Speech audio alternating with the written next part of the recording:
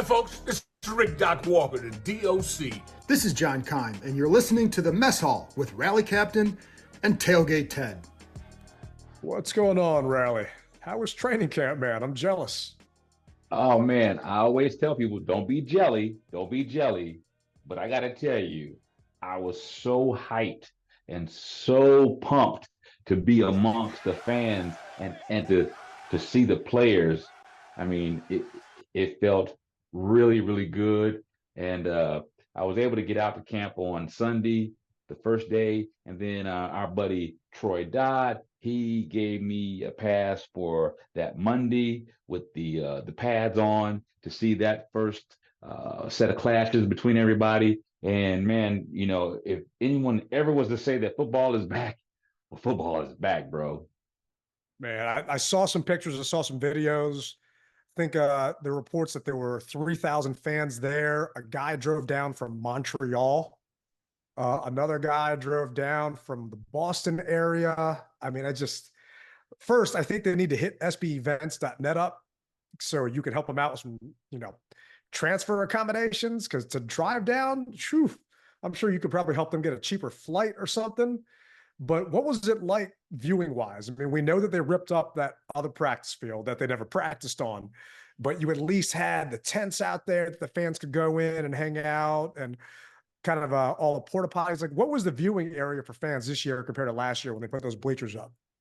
Well, last year you didn't have the end zone access, where this year they actually ripped up a lot of trees in that end zone area back there so that fans could go back there and stand. And initially on Sunday, you know me, I always like to have the end zone view, if you will. Well, initially I wanted to go back over there, and one of the CSC security guys said, no, this area is closed off. And I thought it was kind of strange, but I'm not going to argue with anyone. So I said, all right. So I'm walking back over toward the 50-yard line, or if you want to say the main stand area. And I turn my back, look around, and they opened it up to fans. They had to, because it was just that many fans that was there on Sunday. On Monday, there were a lot of fans that were there, but there weren't obviously as much that was there on a Sunday because of the weekday and people having to work, etc. But you can tell that they're making the best of the space. It felt a little cramped, but no one cared about that because football is back. Once they get that other field opened up, or whatever they're going to do with it for the hospitality, or even if it's just for a practice field, I don't know what they're going to do with it. But if they decide to open that up for the VIP tents or the welcoming tents or whatever have you, they'll have a little bit more room. And I almost felt like a part of the stands was taken away. Maybe it wasn't. Maybe it was just that crowded, that many people there. But nevertheless, I enjoyed it, and I think that whatever they continue to do on a positive, fans will enjoy it. It seemed like they had more VIP area. It also seemed as though they had a larger area for those with disabilities. And I'm not mad at that at all, because that has been, kind of a complaint, if you will. Hey, we need more ADA. And so you got to have those areas for people. So I'm happy that obviously they've been listening to what fans have asked for. And as far as the space is concerned, you're limited anyway. I mean, Ashburn is just limited, no doubt about it. So the mere fact that they were able to accommodate everyone, and shout out goes to all the CSC guys, the ushers, the people who came in to assist commanders. I'm not sure what you want to, what do you call them? They weren't ushers, but I'm going to say volunteers. How about that? The volunteers. Yeah. Shout out goes to the volunteers, because they had their hands full and they worked the crowd. And a big shout out to them. And that's a job that just doesn't get a lot of praise. And so I want to praise them, give them a second just to praise them because they did a great job. No, that's awesome to hear, man. I know a lot of those volunteers, they're not really getting paid. They're not getting anything out of it. In the past, if they showed up to every practice, then they got game tickets for regular season. There's only Mhm. 7 practices this year that fans are allowed to go to. So I'm not sure how they're working that out or what they're doing. But seriously, I mean, hats off to them because they're standing in that heat. They're not really getting a chance to cool off or anything. It was hot and humid out there from all the pictures I was seeing. I mean, it looked like a good time, but it also looked like it was just miserable weather-wise. And you were talking about being in the end zone view. Are there bleachers in the end zone, or is it standing room back there? Standing room only, brother. Now, maybe in the future they may think about putting some bleachers up there. I don't know, but I think you'd have to have a lot more security if you were to put bleachers because I'd say there's probably from the fence line to the back of the trees, it's probably a good 20 feet, 20 to 30 feet, if you will, which is a lot of space. So you could have up to, I'd say, maybe 6 rows of people standing, if you will. Um, I, like I said, my hat's out. My hat goes off to them. The amount of fans that were there. So the second day was the military appreciation day when they put the pads on. And shout out to all my brothers and sisters in the military that came out as well. They were in their BDUs, which is battle dress uniform, and it was warm Monday. I mean, really warm. But hey, as Dan Quinn said, shout out goes to them, the military. They do what they do so that we can enjoy the freedoms that we have. So a big shout out goes to them also. The team has always done, even before we were named the Commanders, they've always done a good job, in my opinion, honoring our military, armed force members. And I just glad to see that even though the training camp days are limited, they made sure that that's not something that stopped them from recognize all those individuals that, work hard to defend us, take care of us. So I'm glad you were able to get out there another day. Now, what was it like being amongst the fans? I mean, was everybody hyped up? Are some people still griping about the name? I mean, what was really the overall feeling out there?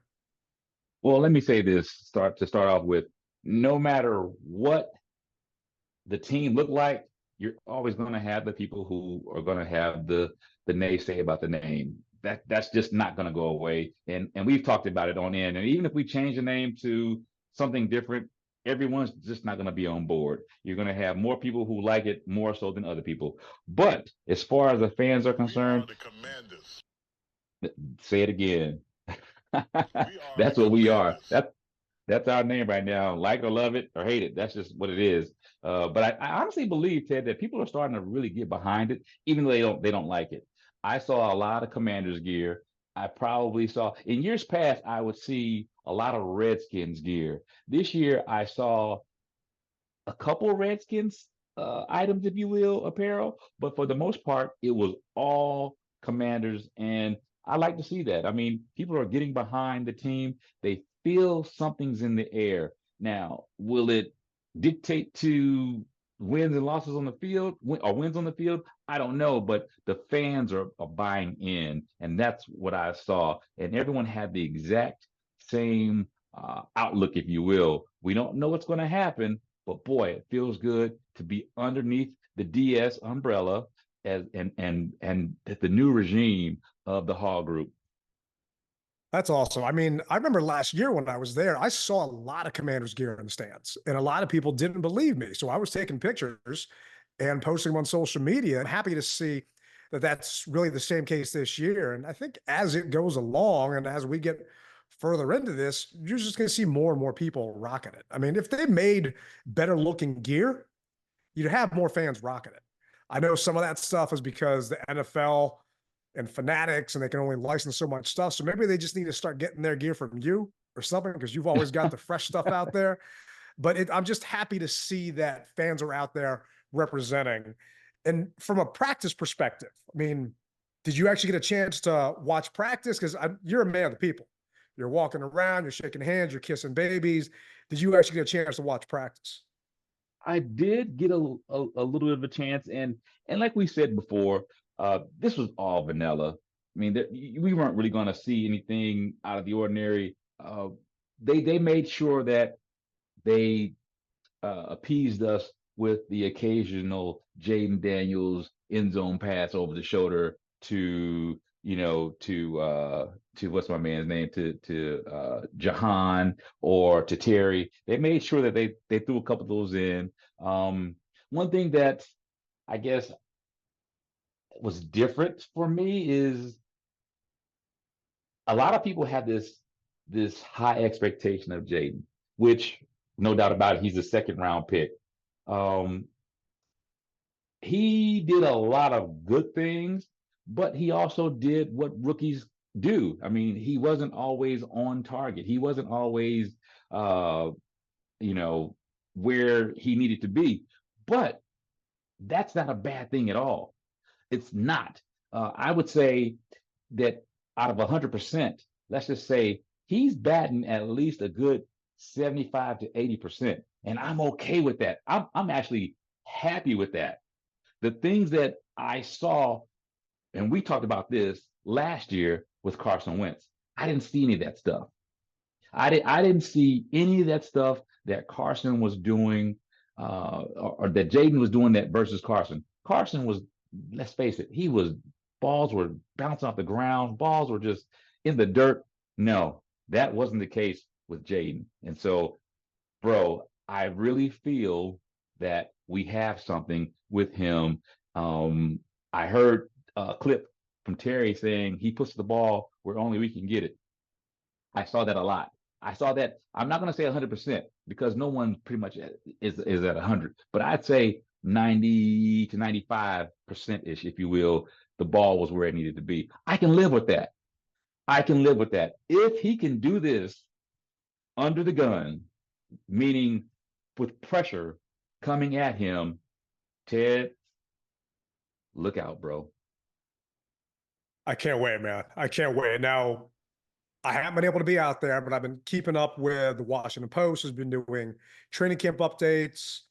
The Beltway Football Pod, they've got updates after every practice. And I was surprised about this fact. I'm curious what you think.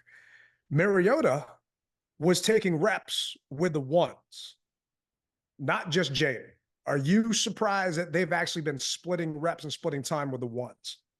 Not at all. And I know that people have said that they don't want to see Mariota. However, Mariota has to take snaps with the ones simply because if by chance that I word comes up, he's got to know what to do with the ones as well. So right now, I think this is the time that you actually split the reps so that they can get some type of cohesiveness together. But I believe, like everyone else believes, you brought a second round pick in here to be the number one. But at the same time, you've got to let everyone get a taste or a bite of the apple. And I'm not mad at it because from what I saw, Jayden is a step above Mariota. A step, not a lot. So don't take it. The hope our listeners aren't taking it out of context. He's not a lot above Mariota. He is above him, but he's not glaringly above him. So I want Mariota to get some snaps. I want him to be able to get used to Cliff's his system as well as Jayden. I want him to be able to do those things. Now, where it matters to me is I want to see Jayden in the preseason. I really do. A lot of people are saying that they don't want to see him because of the I word. I'm not going to say it, but I think that you've got to give the kid at least a series just to see what NFL speed truly is. We know for a fact training camp is not NFL speed. It's 60% because as Dan said, hey, these are your brothers. You don't want to hurt them, but at the same time, you want to give them something. Well, it's still not the same. We know that joint practices isn't the same. They still can't hit the quarterback. Now, I don't want our quarterback to get hit in the preseason, but at the same time, it back in the day, as I said, when I was playing ball, it was EIEIO throw. And I'm sure that they are putting that into that young man's head to say, hey, you ain't got a lot of time back here, bro. But you just can't get that down unless you have some live fire. So I don't mind Mariota being there, but Jayden's got to get his reps as well. Yes, from my perspective, I'm okay with it the first week in camp. I'm okay with it even the second week in camp. But if after the first preseason game they're splitting reps, I got a problem with it. I need Jayden to start building that rapport with his receivers, with his offensive linemen. I need those linemen to start to understand where they need to be split wise and position wise for Jayden and those passing lanes. Right. Right now, okay, I get it. You know, everyone's getting a bite at the apple and they're having quote unquote a competition. We all know that this isn't a real competition. And even if it was, from everything I'm hearing from the beat reporters that have been there every day, Jayden is winning the competition just because he's making throws that Marcus isn't making. Not that Marcus is throwing him in the dirt, like you said, you know, about Wentz earlier, but Jayden is just more on point than Marcus has been. And let's be real, Jayden's a future. Marcus is the insurance blanket just in case something happens. And Adam Peters knows what that's like, having come from the 49ers. There was that playoff game the Niners were in where Christian McCaffrey ended up finishing at quarterback because they lost their quarterbacks, right? So I get being prudent, but in 2 weeks, if we're still hearing that it's the same thing, then I personally am going to have a problem with it because I'm hearing that a lot of guys are having false starts. A lot of guys are jumping off sides because they're not just going on one every time. They're changing up the snap count. You've got different cadences from different quarterbacks, and you've got quarterbacks throwing different spots for different routes for different receivers or to the same receiver. So it's some of those things that you want to make sure you get ironed out and taken care of before that third preseason game, before we have to go down to Tampa. And I want to make sure that, you know, right now it's all good, but later on, he actually gets the reps that he's going to need because he's going to be the starter for this team, barring, you know, the I word. But did anybody get a chance to actually wear that chain? I've stayed off of your social media because I wanted to talk to you about camp, and I didn't want to get a teaser about anything we talk about in the show. I'm assuming you were rocking it when you were out there, or else you wouldn't be the rally captain. Did anybody put it on? No one put it on, and I gotta tell you, Ted, I didn't ask anyone to put it on. I have to say, the way that they had camp set up this year, unless you were in certain areas, you couldn't see a lot of the players.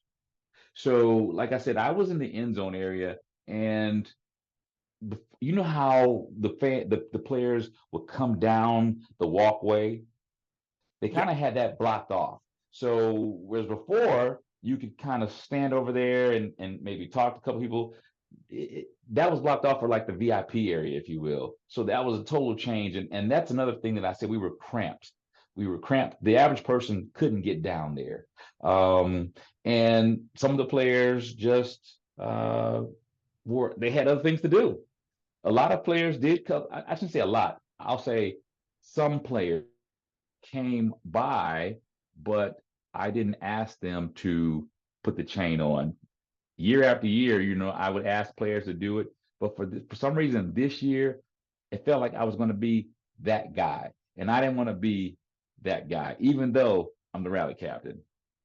Nah, I hear you, man. It's with 3,000 people being that cramped and that awkward. And to me, it's just, I don't get autographs. If I try and, you know, take a selfie with a guy, maybe every once in a while if I get a chance. But to me, training camp is more so that part of it is for the kids. It drives me Exactly. crazy when you have adults that are trying to literally like box them out at that point so the kids can't get in there. It's about building the younger fan base and it's having them make those memories that I remember going to see camp with my dad back in the day. And it's kind of made me the fan I am today. So I'm glad to hear that it was such a good time. And, you know, maybe if we can find some people with an extra 15 grand to spend, you can get them to wear the chain while you're hanging out in the tunnel club at Commander's Field. Did you, I know you saw it because I saw your tweet go out. For those that didn't see it, tell them about the tunnel club they got going on out there. Well, I gotta tell you, it's a great idea. But it's also kind of I, I like what the owners are doing. And this is a 50-50 thing here. So you have to follow me with this.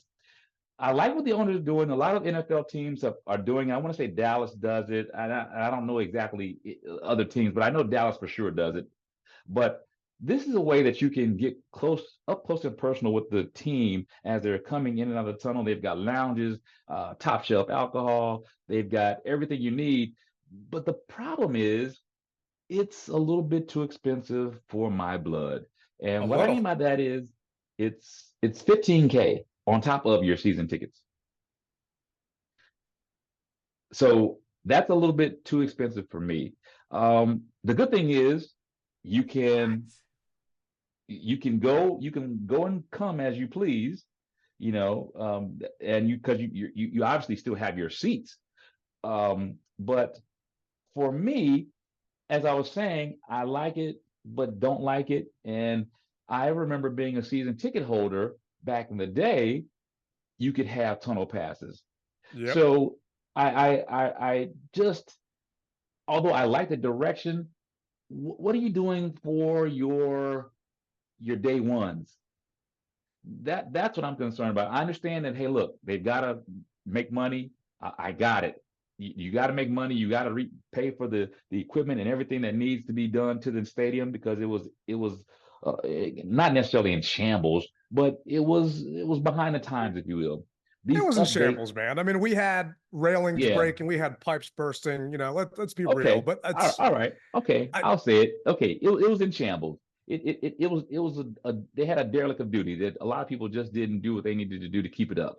But now you've got to reverse all of that negativity that was there. And so it costs money to do that. So here's an indication, ladies and gentlemen. Here is an indication. If you think that's expensive, which it is, imagine what's going to happen when the new stadium comes. So just prepare yourself, because the writing's on the wall. And I don't want to be a Debbie Downer, because I love what they're doing, but we know for a fact anytime you upgrade, there's an upcharge. no, there's definitely going to be an upcharge. I mean, there are 150 passes, right, for this tunnel club. It's $15,000, which gets you 2 passes to the tunnel club. So that's what, 75 times 15,000? That's $1.125 million they're looking to generate from this. And that would be per season.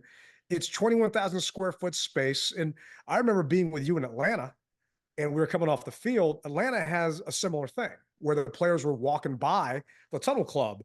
And I remember our team was walking out, and the Falcons players were walking out there too. So it is a cool concept. And I'm right there with you, man. I remember when you used to be able to trade in your yards for being a season ticket holder for X amount of years, and you could Yeah. get field passes. And I never took advantage of that because I'm always cooking, and I would never come into the game early. It's frustrating to hear. It reminds me of those cell phone plans where you're rewarded for jumping ship. You're not rewarded for being with Verizon for 10 years, right? We've had season tickets for 20 plus years, and you don't get a pat on the back or anything, and not even a jersey. Whereas people that are signing up now, or you buying club seats, you get free food, free drinks, free parking. We get nothing. And I'm not trying to cry about it. It would just be nice if they also recognize those of us that have been here from the jump, not those that are just coming in right now since the Hogs took over. So it is, a little frustrating to hear, but I am excited for those individuals that are going to get a chance to do that.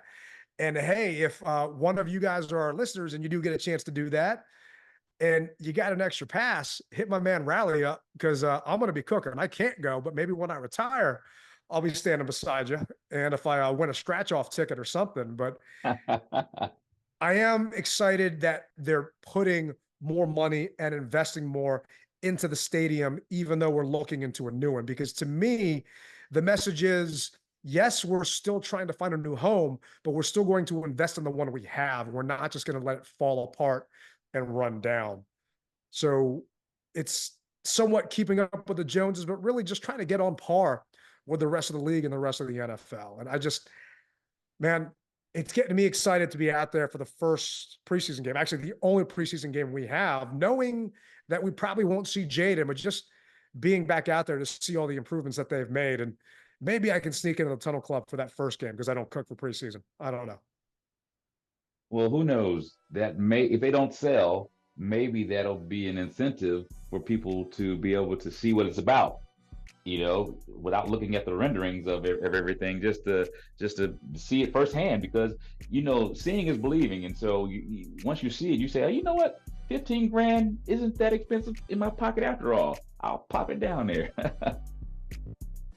Yeah, Mrs. Tailgate would kill me if I even thought about spending 15 grand just for one season, but I hear you. Yeah. Well, I hate the fact that this is a shorter show, but I've got to run. I'm working on a detail, so but I appreciate it. I wanted to get back with you and the fans, let everybody know what we saw and what we think and what we feel. And so, as you said, we are approaching that first preseason game in New Jersey with the Jets. And hey, I look forward to seeing what we do, how we do it. Oh, before I go, Sandstrill, look out, the kid from Michigan. Oh my God, on fire. All right. I hear the music playing in the background. I've got to run. But remember, you rep it hard or you don't rep it at all. Rally Captain Tailgate Ted. And we're out.